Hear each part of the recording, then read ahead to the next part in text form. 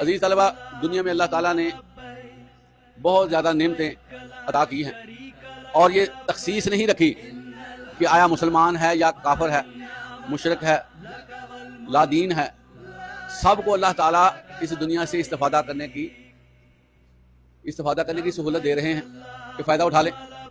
اور اللہ تعالیٰ نے اس کو انسانی ایفرٹ پہ رکھا ہے کہ جو بندہ جتنی محنت کرے گا اس کو مل جائے گا۔ جو لوگ اچھی پلاننگ کرتے ہیں، اچھی سوچ رکھتے ہیں، غور و خوض کرتے رہتے ہیں اور ساری چیزوں کو اپنے سامنے رکھ کر کام کرتے ہیں، تو اللہ ان کو دے دیتا ہے۔ اس میں کوئی بھی بندہ ہو، ہم نہ ماننے والا بھی ہو، اللہ تعالیٰ اس کو رزق دے دیتے ہیں۔ لیکن عزیز طلبہ، یہ ساری چیزیں ہیں فنا ہونے والی دنیا کی۔ دنیا میں کوئی چیز باقی نہیں رہنی سوائے اللہ کے نام سے، اللہ کے۔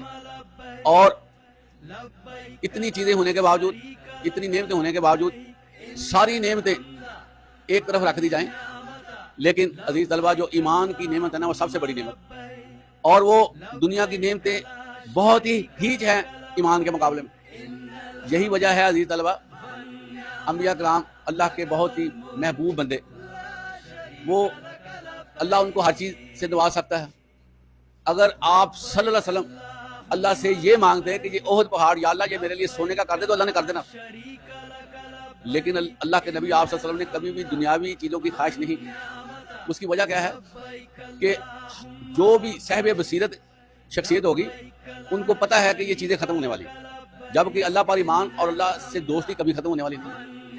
اب دیکھیں نا، بندہ صبح فجر کی نماز جماعت کے ساتھ پڑھنے سے پہلے 2 رکعتیں پڑھتا ہے، جس کو صبح کی سنتیں کہا جاتا ہے، ایسے ہی ہے نا۔ حدیث مبارکہ ہے عزیز طلبہ کہ صبح کی 2 سنتیں دنیا اور ما فیہا، یعنی کہ دنیا اور جو کچھ اس میں ہے اس سے بہتر ہے 2 سنتیں۔ تو اللہ تعالیٰ یہاں اس آیت میں فرما رہے ہیں کہ جو لوگ ایمان لے آتے ہیں، کامیابی تو ان کی شروع ہوتی ہے۔